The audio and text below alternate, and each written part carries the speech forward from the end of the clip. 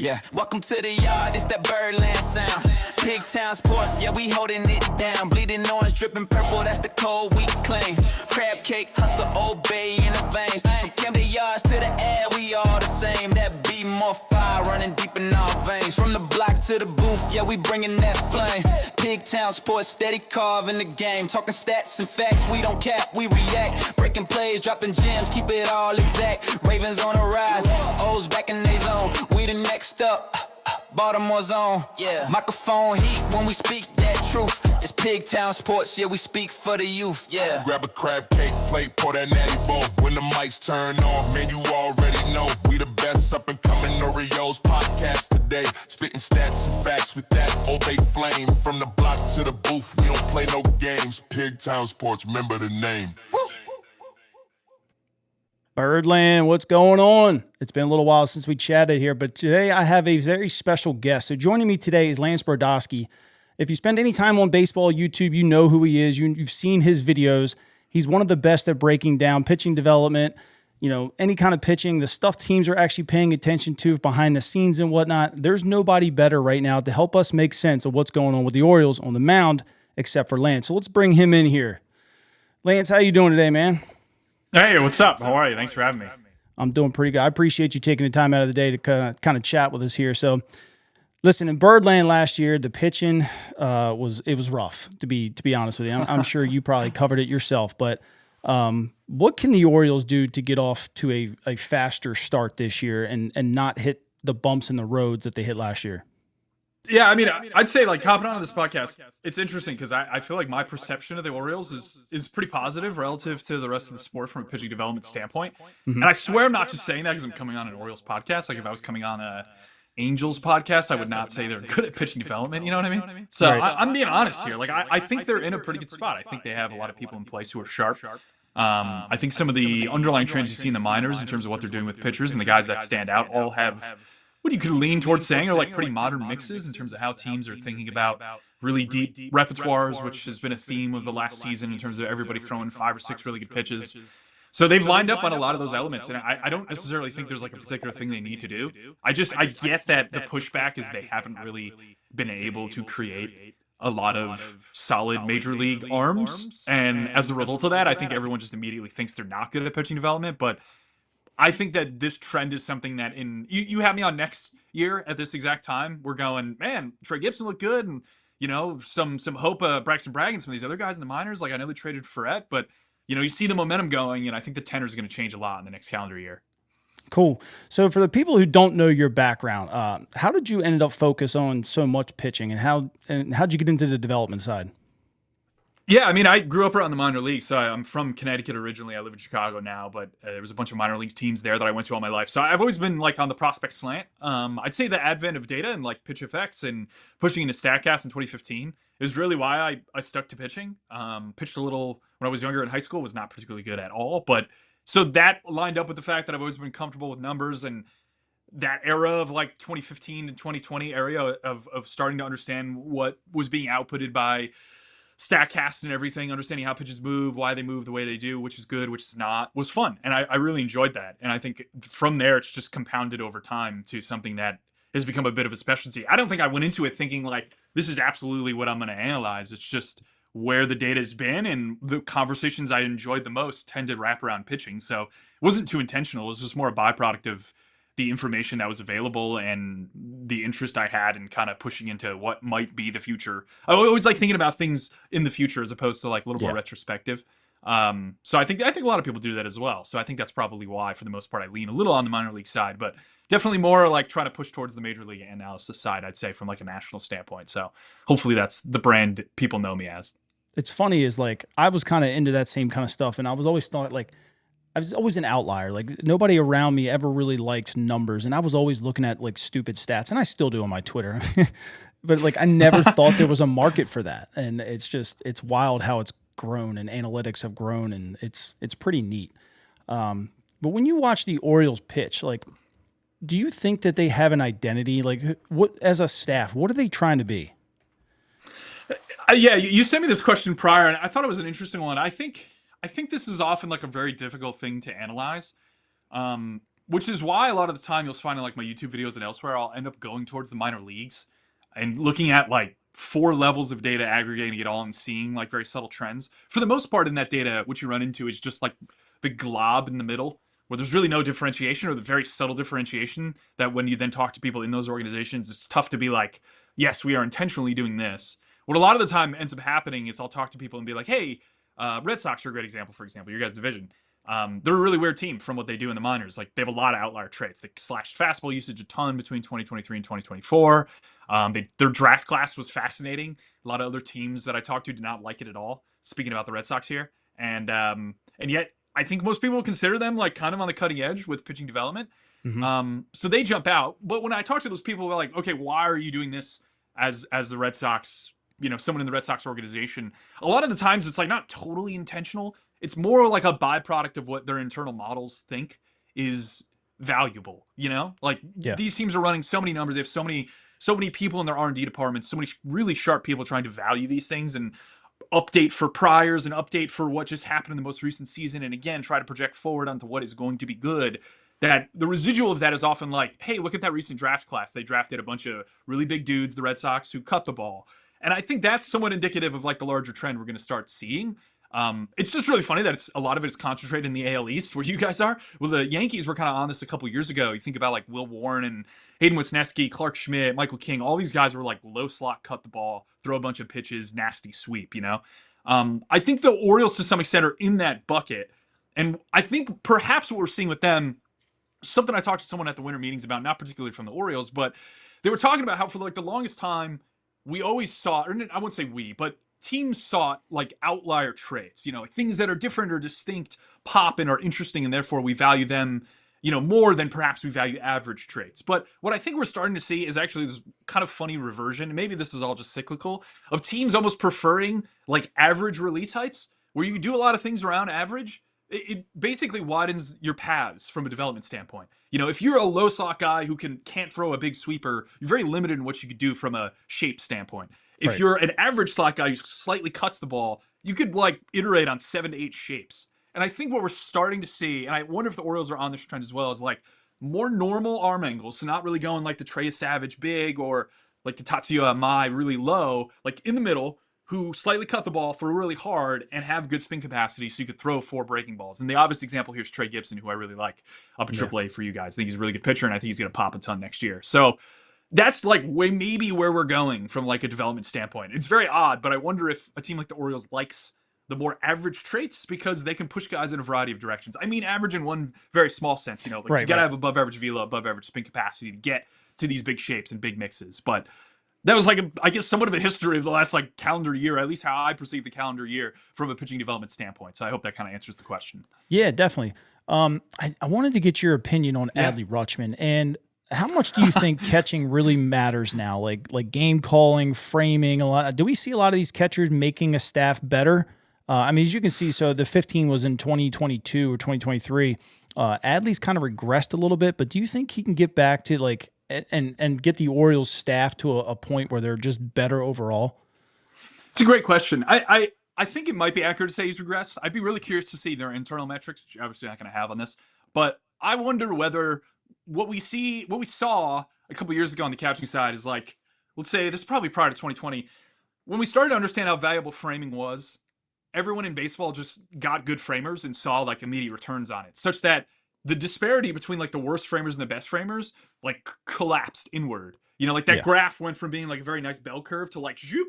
Like you just have more than 85% of the catching population is good at framing roughly, such that the intangibles probably matter more than anything now, I would argue. Because like unless you're the Nationals, who had one of the worst, just terrible catching last year. And I imagine that's one of the first things Timoni's going to kind of flip as they picked up Ford from the Mariners and such. You can see they're aware of it, I would argue. I think that it's really hard to like knock a guy for being for going from like catcher framing runs like at 15 in 2022 to like 2 now. It's like you just argued he's just been above average for each of the last 4 years. I get the downtrend has happened, but if we go back 4 years ago, this is just the fact that like if this, I believe catcher runs is relative to average. So I'm wondering if that average is moving up and Adley hasn't progressed beyond what the now average is, such that the 2022 version of himself is really good. 2025 version is more average. So It's interesting. I will admit, like, Adley is a weird player to me from an outside perspective. I just feel like he was like the future of baseball. I remember Yeah. like watching MLB Network a couple years ago. Listen, maybe this was like 21 or 22. And it's like, who do you want to start your franchise? And I think like two people on the desk were like Adley Rushman, because it's really hard to draft a catcher. He looks fantastic. I think you could ask 500 people. I don't think one of them is going to mention they're starting their team with Adley Rushman right now. Right. And so that's like something happened there, from like an overall player standpoint that I'm not tapped into the Orioles, or enough to know, I would say. But I still think he's like a fine player, I'm kind of fascinated to see how they view him long term, though. I don't believe there's too many catching prospects in the upper minors. They're just sent Caden Bodine to the Rays. So like they believe in him to some extent. And I think that makes a lot of sense, because like his ARB number is not going to be crazy as he pushes into that, because he's been like fine. He hasn't been elite.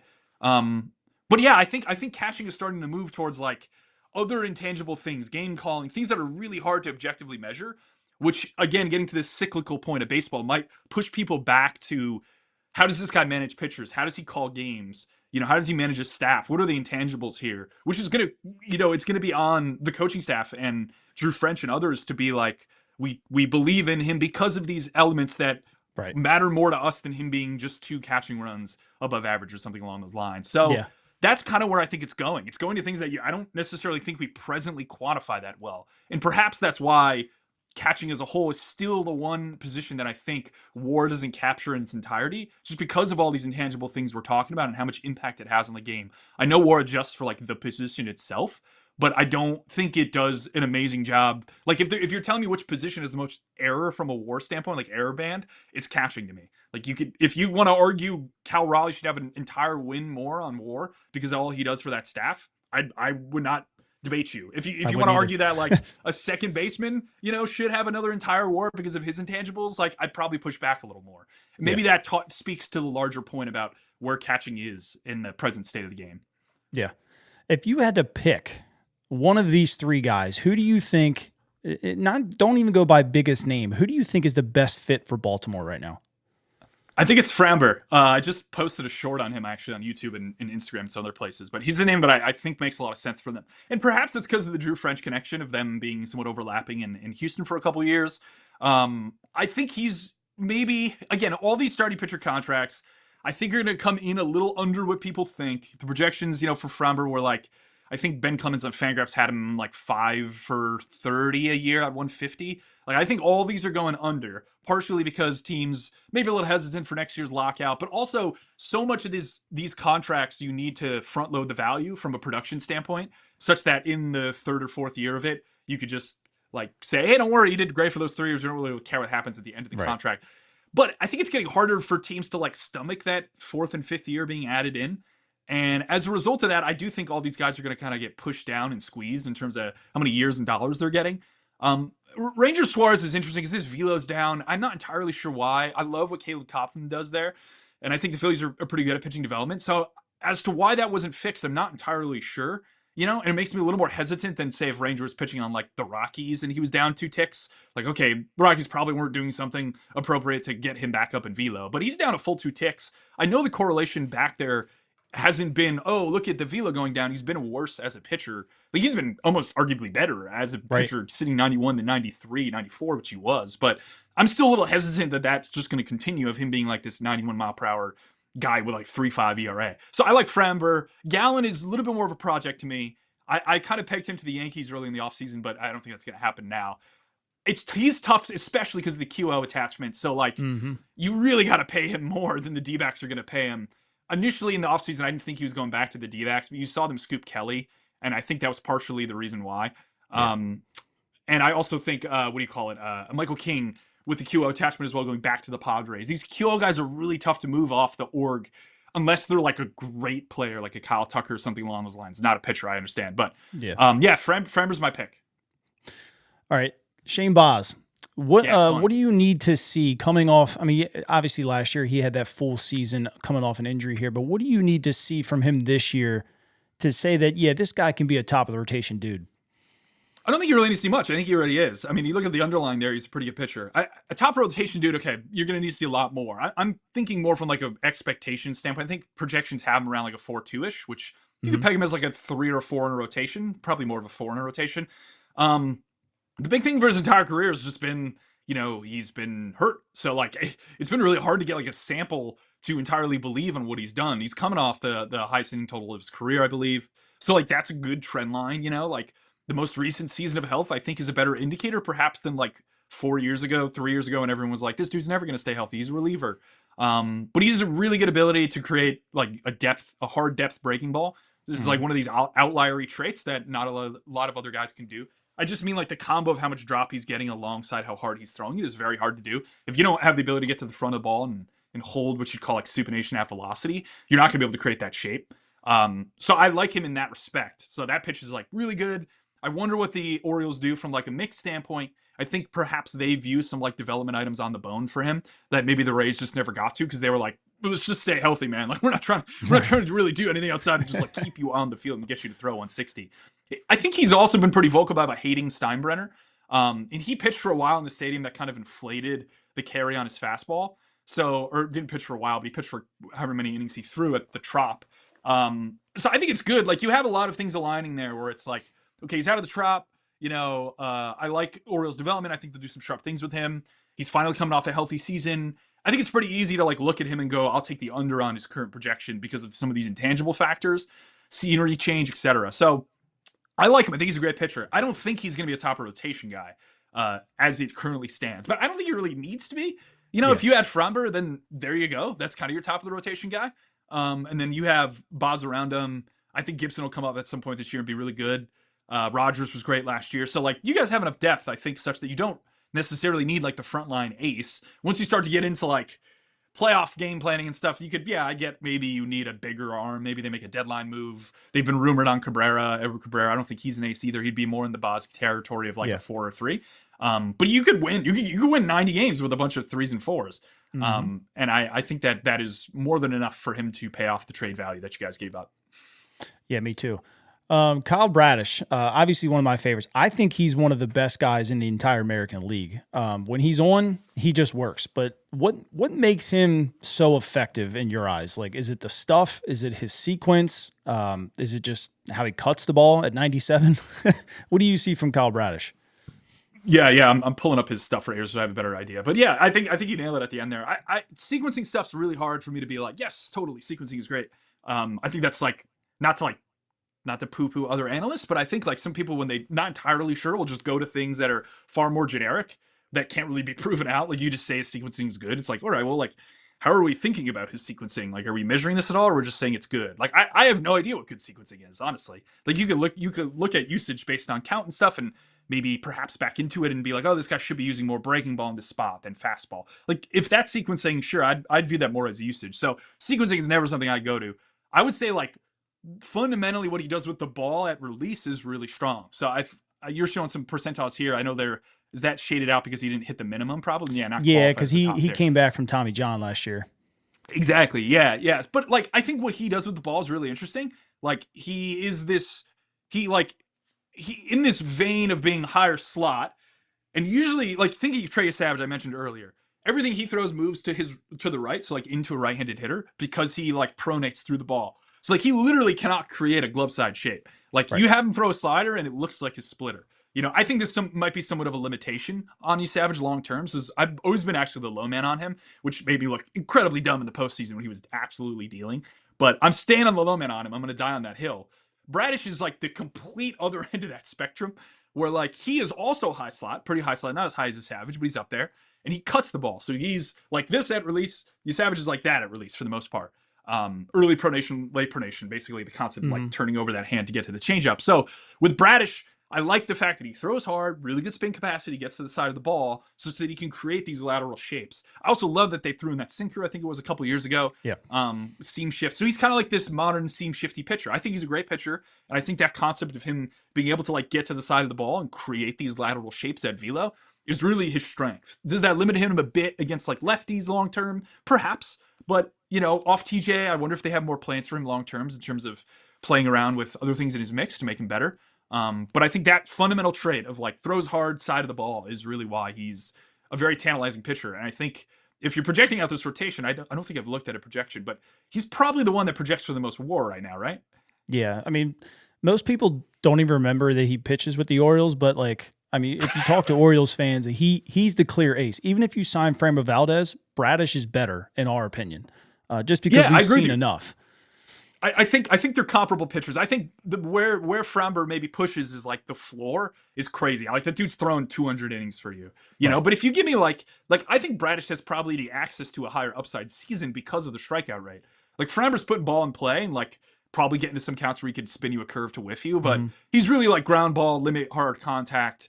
And I think that will suppress the WAR number a little bit from Fangraph's perspective because it really wants like strikeouts, walks, homers limiting, where Bradish kind of lines up with those traits. So Framber's one of those guys who's just going to always dance around like having crazy value. But I do think like teams love having that guy in a rotation because it's not just like massive stuff whiffs. It's like ball on ground. You're not barreling him and he's giving you 200 innings. Like it's really, really valuable. So I get like the upside case on Bradish. The floor for Framber's probably higher, but I totally get what you're coming from.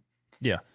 So last one here for the starters, Trevor Rogers. What outside of just being healthy finally, did you see anything when you look at him that drove his success last year? This was one of the ones in season when this was happening and he was pitching well. I looked at him probably like 5 times and I was just like, I don't get it. I don't get it. I don't know. Like I had no idea what was going on. And then I eventually found out he went to Driveline and like sounds like he really worked on some like high performance stuff. So essentially like how his body was creating force and getting him back to like the strengths levels that he was at prior, which I think is like a theme we're going to be hearing a lot more on. I wouldn't say like guys who were undertrained like Rogers, but just, you know, maybe ran into injuries and weren't lifting as hard and ran into some like subtle regression around how their body moved and how explosive they were. But Driveline does like a great job on the high performance side. So it sounds like they played a pretty reasonable part in like getting his body as explosive as it was. And that, you know, subtly pushed up the velo, but it didn't push up the velo to what he'd been thrown with the Marlins, which was my main hesitancy on like not believing that this would 100% be a rebirth of what he was that one year he had like a crazy 2-war season and everyone was like, oh, is this the pitcher of the future? So my answer here is I don't know. Like I'm gonna give you answers for things I know or I think I have some lean on. Rogers is a weird one to me, man. Like I do think you could regress him a little, but like the underlying stuff was so good. I think lefties can get away with a lot of the time, and he maybe falls into that bucket really nicely. But I defer to like the high performance stuff, believing that, you know, his body is moving more efficiently. Does that help with command? Perhaps, but he never really had that big of a problem with command, if I'm remembering correctly. Yeah. So like by moving efficiently, I literally just mean throwing harder. I think sometimes we conflate those terms and think that like, oh, he's moving more efficiently, therefore he can command the ball better. It's like, well, the definition of efficiency is literally just like how much energy are you sending through the chain? Is there a lapse? So like, if you can't be more efficient but throw slower, I would argue. Correct me if I'm wrong. Maybe someone could, but that's kind of like where I lean on him. Is like he got more efficient in his delivery. He became more explosive. He threw a little bit harder, not as much as we thought. The angle for him next year would be like, oh, he now had an entirely healthy offseason where he got even stronger. Now look at him sit 94.5, which he was with the Marlins. And now it all clicks in that you actually, maybe that's what he does to sustain the performance he had. You know, like sometimes we look at guys and just go, oh, we regress him back to the underlying metrics. And it's like, sure, like that's definitely a way to bet a lot of the time around talent and such. But what that doesn't take into consideration is, did that guy make any changes in the offseason to it from a mix standpoint, a new pitch standpoint, a body standpoint, a velo standpoint to stave off that regression? This is something like Zach Wheeler's continually done, where like he's had metronomic performance for most of his career, but like every year he's doing something different. He like added a splitter, he added a sweeper, he changed some of his mix. It's like he's doing that to stay ahead. You know, it's not like you're going to see like this shoot trajectory because he's changing things. He's literally changing things to sustain performance. So I wonder if you project Rogers aggressively, what you're saying is like, I think the velo gets back to what it was because he has an entirely healthy offseason to train as hard as he maybe was 4 or 5 years ago, which he hasn't done for a really long time.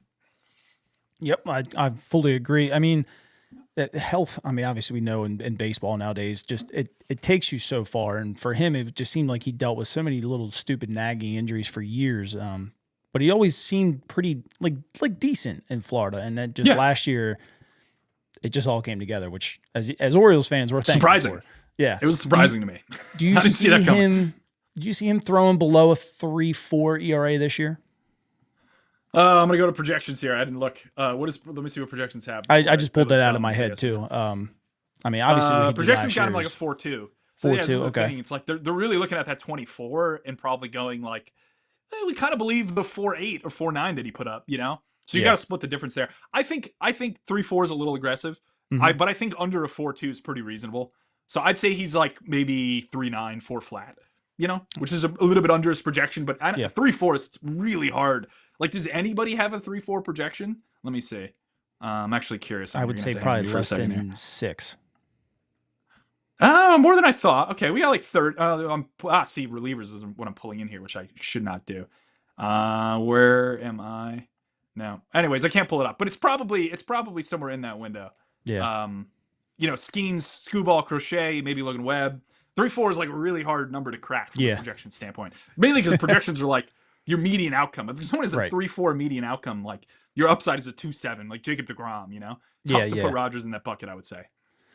So if you're the Orioles, how do you decide when somebody becomes a reliever? Like, and I'm speaking more for like Cade Povich. Like, the first time through the lineup, Cade actually gets guys out, and he gets them out at a very effective rate, but he gets slammed, times 2 and 3.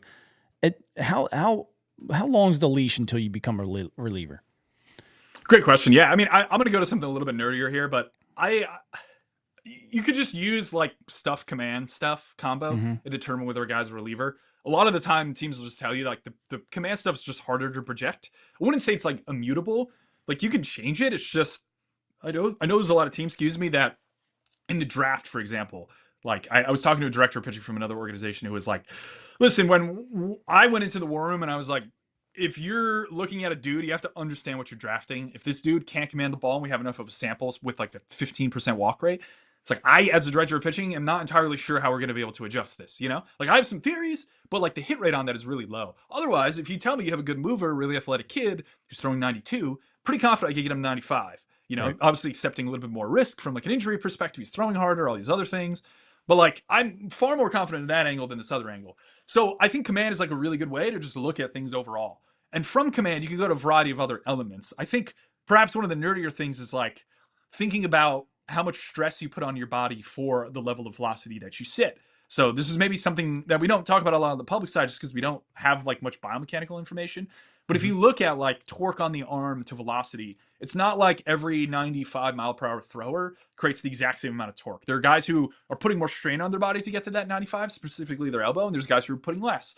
And what you'll hear sometimes from like a conversion standpoint of like, we like this reliever, we want to convert him. Sometimes internally what the smarter teams are doing from like a biomech standpoint is looking at that creation of torque. Looking, okay, if we stretch this guy out, are we like really pushing his injury risk up because we're running into situations where this dude just puts so much freaking torque on his body at 95?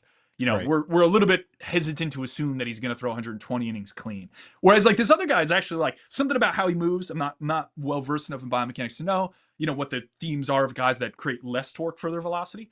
But those guys are like the ones that you look at and go, okay, like I like projecting him out. So I would say it's a combination of like, where's your command at? What's your raw level of stuff at? And then looking at some of the more interesting elements of like, how are you creating your ball velocity? And like, how are you actually getting to the shapes that you're doing from a biomech standpoint? And does that give us some confidence that like, if you're a high torque guy and we're throttling you in the minors, like, I don't know, maybe it's better for you to be a reliever, even if you have reasonable command. So it's a really, really tough question to answer, I would say. I imagine a lot of people would just tell you like, just look at the performance, or like you let him perform until he fails. Right. And maybe you run into some of that with Povich, where it's like, maybe all these elements don't apply. And it's just like, he just hasn't been that good in the majors, so he's probably a reliever. But he also doesn't really have the mix of being a reliever, if you know what I mean. Like, he doesn't strike me as a guy that would be a great reliever. Like, there's 2-pitch dudes. There's a ton of like 2-pitch guys with the Rays that you look at and you just go, oh yeah, if he's not a starter, he's a reliever, I don't necessarily see that with a guy like Povich because his mix is deep, ability to create a couple different breaking ball shapes, So I'm curious to see his trajectory. He's kind of caught in this weird land of like probably being a 5, but on a lot of teams, I don't think they'd have the tolerance to keep him a 5, which is probably where the origination of this question is coming from, which I totally understand. Yeah, so we're speaking about velocity here. Let me talk about Ryan Helsley a little bit. And obviously, he at one time was a truly elite closer. How hard is it to be a truly elite closer? And do you think that Helsley gets back to at some point of what he was in 2023, 2024? Yeah, I think it's super hard, particularly because from a public analysis standpoint, like we don't have a lot of sample on these relievers a lot of the time. And that's really what we're running into. I don't know the exact translation from like a numbers standpoint, but think about it from like If a dude like 60 innings in a year, it's like if you throw 108 innings as a pitcher, like we're pretty confident, and roughly like your underlying, and maybe we could project for you next season if you don't make any changes again. Relievers have a third of that sample stretched out over a longer period of time, or same period of time, let's say. And it's going to take you 3 years of a reliever to get to that 180 innings of a starter that we get one season. So like you just create a ton of variance in projection. And a lot of the time, I think what teams are just looking at is like raw stuff, Like there's obviously exceptions, Tyler Rogers, some of these other guys, but a ton of the time, I think they're just literally staring at like raw stuff and rough command and maybe a light sprinkling of results. Maybe they're looking at like a subtle adjustment they can make with a guy. Helsley ran into a bunch of stuff last year with tipping, it sounded like. I think he talked about this as well. I'm a bit surprised that the Mets at the end of the year didn't clean it up immediately. I was reading like an interview when I was doing some stuff on him where he said that he thought he cleaned it up, but like he had 3 outings, I think, to close out the year where he looked good.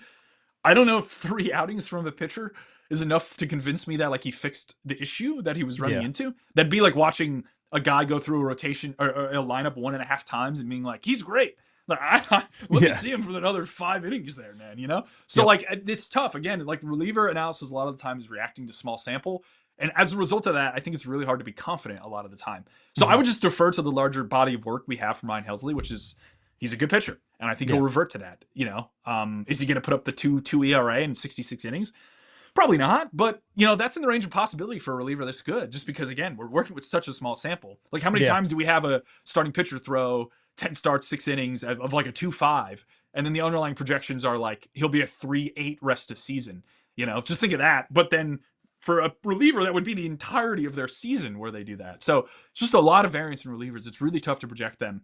And I think a lot of the time this is why we have convergence in their values from a dollar value standpoint, as you saw this offseason. A lot of these guys are getting around this like 11-ish, 12-ish $million window, and not much more. And that's because I think a lot of them have similar stuff and no one really knows how to project them. So they're just giving them the same amount of money.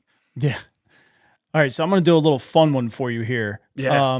What pitching stat do you think fans overreact to or totally misunderstand right now? Tough. I think Stuff Plus is getting a little wonky. I love Saracen. I love his work. I think he's a huge inspiration for me from like a content creation standpoint, I would say. The stuff number that we see on Fangraphs is getting murkier, in my opinion, such that there are a lot of situations where I look at it and go like, this doesn't really check out with what my brain thinks. And maybe that's good. Like someone from an R&D department told me like, you want models to say that? You don't want them to confirm your brain because then why does it exist? Right. Like countering your beliefs is really good for like an understanding and learning standpoint. So I think that perhaps there's a lot of value in Stuff Plus in that respect of like, okay, well, why? But the problem a lot of the time with models like this is we don't entirely know why. So this creates like some lack of interpretability around Stuff Plus sometimes where we see really good shape. And then we're not entirely sure why it's graded as it is. Like Shane Baz, a great example. Really good curveball. I think it's like a 120 something. I get why that's good. Super hard drop. I talked about that. Look at Chase Dollander from the Rockies. Has a good curveball. It's like a lateral curveball. It's like 5 miles per hour slower, and it's not as good in my opinion. And yet it has like the exact same grade as Shane Baz's curve. I don't entirely know why, and I don't necessarily know if it's literally if we're able to know why. So I think that creates sometimes a limitation on things. Stuff Plus is getting very good at like projecting pitcher performance, like expected K rates, expected walk rates, but from like a this pitch good standpoint to very very dumbly simplify things, I think we're losing a little bit of it from like an interpretability standpoint. So just like slapping Fangraphs specifically, the Stuff Plus on there, onto things and going great pitch. I don't trust perhaps as much as I did 3-4 years ago when it was not taking in a variety of other elements. So I would say like Stuff Plus, I think we're missing sometimes like the forest for the trees with. But I wish we just had a little more insight into like why grades are in a certain direction. Because I think I would learn more that way. I'm like selfish in this respect. Like I want to know why it's giving that Dollander curveball the grade it is. Like you're telling me you're projecting that curve to be as valuable to a repertoire compared to the Baz curve. It's like, man, I don't know. Like I think if Dollander didn't throw that pitch tomorrow, you'd probably still be as bad. And like if Baz didn't throw that pitch, man, you're not trading anything for him. You know what I mean? Like that's a really, really important piece of his mix. So a lot of ways to kind of play around with Stuff Plus, but I do think like understanding the source of where it's coming from and what that source is trying to tell you through the stuff number is really important before you just assume this Stuff Plus number means pitch very good. So a lot of fans will look at somebody a lot, and they did it with Baz too, right? and they just look at ERA. What do you think is more important between the three of them, SIRA, FIP, or XFIP? Or is that something that you really need to look at overall? Yeah, Sierra is probably, I believe, the most predictive. So like that one's, again, skills independent ERA. It's really looking at like, at the end of the day, all three of these are looking at in weighting strikeouts, walks, and homers to some extent. XFIP's applying like a standard home run rate. FIP is just taking your raw home run rate. For the most part, I believe XFIP is slightly more predictive, but not by so much that you should only use it, especially because there's certain guys who like, I don't think you should apply a standard home run rate to, because they limit damage really well. Like Framber Valdez is probably a good example. Like I don't think I'd give him like a league average home run rate, because he doesn't allow a lot of fly balls, and those fly balls he does allow are like not particularly hard hit. So yeah, I mean, I think of all those, like if you're using any of those over an ERA, you're probably doing better. But again, it's all understanding like what you're trying to do. Like ERA is very descriptive. Like FIP is not very descriptive. FIP doesn't tell you what happened. Like if you show me a 3.5 FIP and you go, how did this guy just do from a performance standpoint? I would just be like, well, why don't you just show me ERA? Because that's like actually how he did. Now, them in concert's valuable to understand regression and like, okay, why is there a differential here? Perhaps over longer periods of time too. Like, why has this differential been here for this long? I think of some guys on the Cubs in that respect as well. But yeah, I think if you're using any of those three over ERA, you're doing good. But again, I do think like not to like, I'm not criticizing your question at all here, but I sometimes get this a bit where it's like, pick one stat. And it's like, I don't need to pick one stat. I have like 40,000. You know what I mean? Yeah. So it's like, I'll take 5. Can I take these 5? Because I think these 5 will get me to like a rough answer of understanding what the pitfalls are. But I don't think we need to like limit ourselves to like an individual stat in a lot of cases. We can go to multiple stats and use them in concert and understand which blind spot each has and use them in a way to make us smarter, rather than just being like, I'm only looking at XFIP this year. It's like, yeah, cool. Well, Sierra's like right next to it on the leaderboard. It's like, you're not going to take that much more effort. Just like move your eyes half an inch, you know? So that's kind of how I look at things. It's like, we don't need to limit what's presently available. You know, we get into the deep end on things, totally could get a little overwhelming. And if you're new to like stats and such, totally understand like limiting yourself's great. But again, you could pick 2 or 3, and I think you'll get a lot of the way there. Do you think with how pitching has been kind of used over the last couple of years, not even a couple of years, but in general lately, how starting pitchers just don't go deep in ball games anymore? Do you think we either see either a new stat come up for ERA or quality start, or do we see that maybe fixed? I mean, because how many guys are really going 7 innings that often anymore? Like, do we think that they try to like fix the algorithm for guys that are only going 5 and 6? It's an interesting question. I don't think we need any adjustment. I actually think if you had me bet 5 to 10 years from now, like I think pitchers are going to start going deeper into games, whether that's through a league adjustment on roster size and pitcher limits. Maybe there's more rest. Maybe the season's cut to like 150 games, 155 games. That builds in more time for us. Like that concert would re-incentivize pitchers to go deep into games. Right. At the end of the day, what you need to do is get teams to incentivize guys throwing more innings in the minors. That's really the way to do it. How you do that, I don't entirely know. I think it has to be through a league mandate, because the optimal way to play right now is to not do that for the most part and be cautious and like, cool, it's all good. We can just roster manipulate and get a bunch of arms up. All these arms are good because we can develop arms such that, you know, we have endless stream of pitchers. Rays do this for an extended period of time. Always have really good arms. I'm sure you guys know this in division and such. But yeah, I don't think, I get it from your standpoint of like saying, yeah, I would love guys to go deeper in the games, and perhaps that's skewing some statistics. But again, that gets to what we were talking about. It's like, it's good to have multiple stats, you know, like good to have an understanding of what the guy's regression is third time through. And like, that's a really, like just looking at like straight xWOBA times through order is probably a good way to back into things. The best pitchers are the ones that don't have that much of a drop off third time through. Like even Paul Skeens actually has a pretty big drop off, which maybe says a lot about like how good he could possibly be if he optimized third times through. Whereas like a Yamamoto, Skubal, Crochet, amazing third time through. So that is like the goal. I've said in the past, I know we're talking a lot of pitching here, but I theorized to someone on the hitting side. I was like, your goals at hitting department should literally just be to how can I get this third time through penalty and this familiarity idea earlier in the game against the starting pitcher?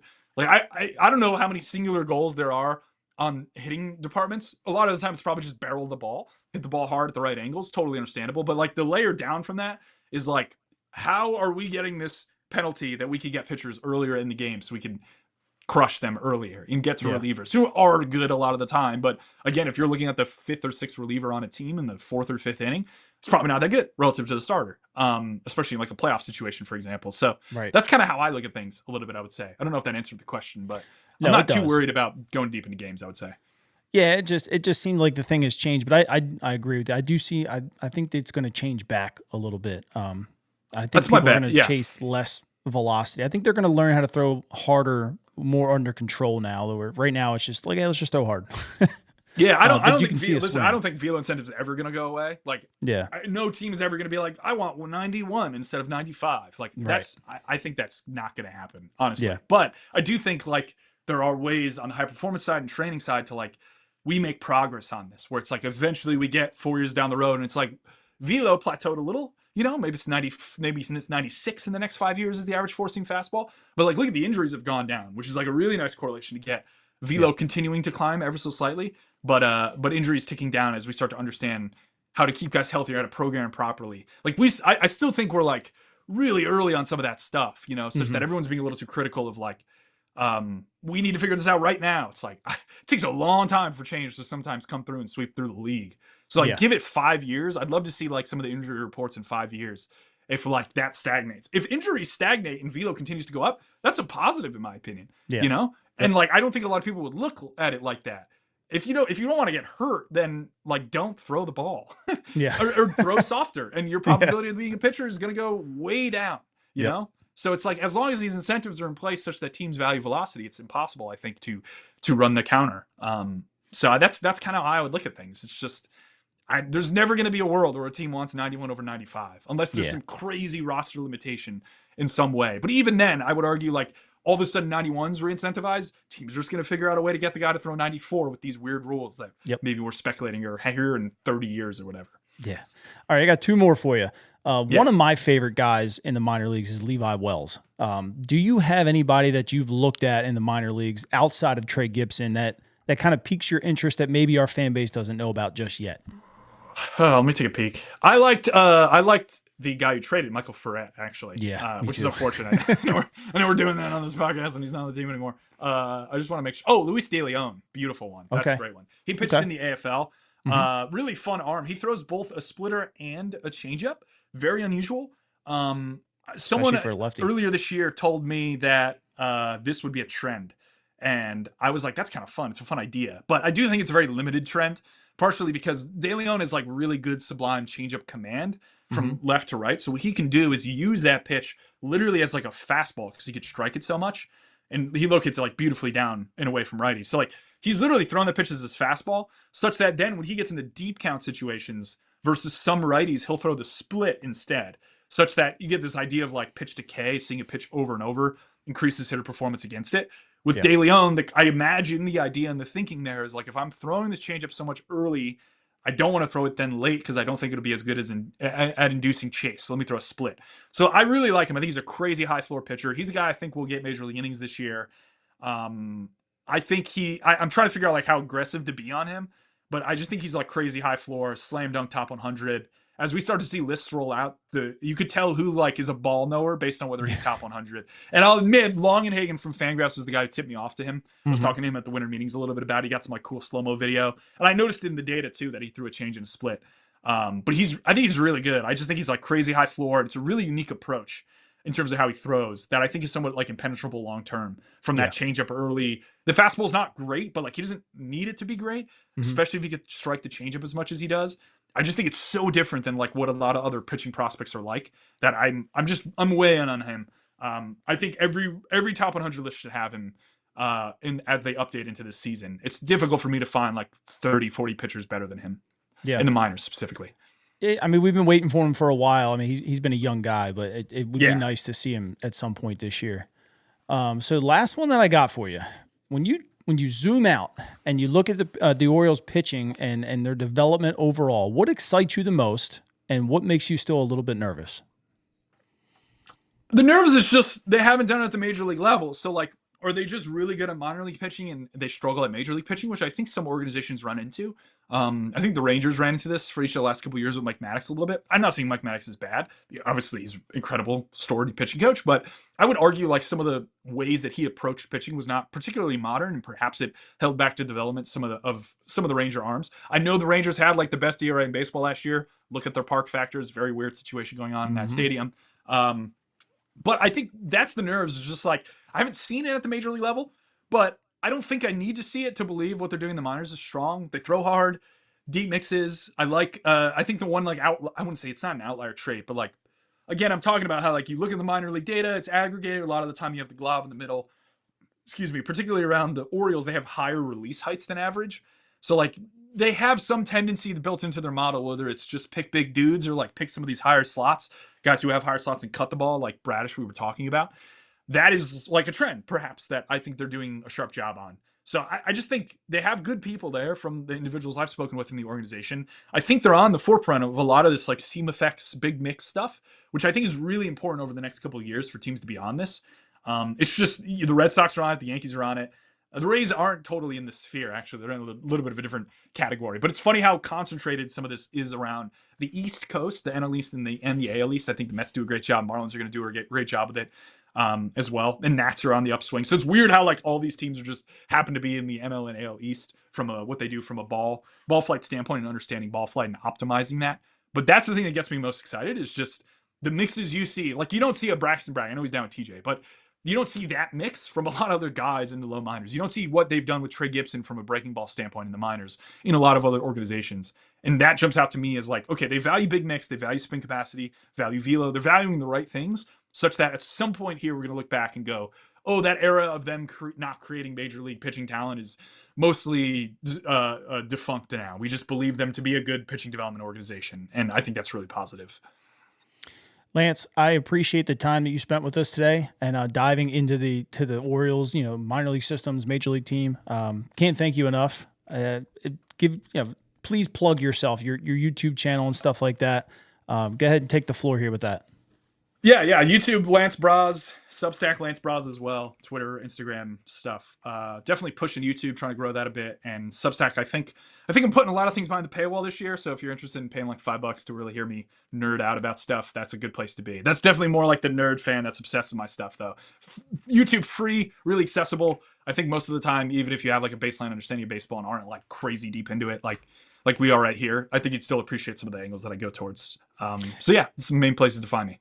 Yeah, I just posted your in the YouTube chat here your link to get to your Sweet, channel. appreciate So that. if the guys haven't seen you, again, this is one of the smartest guys on baseball breaking it down on YouTube. So please go drop him a follow and watch some of his content. But again, we really appreciate you taking the time to chat with us today. And Birdland, we'll catch you guys later.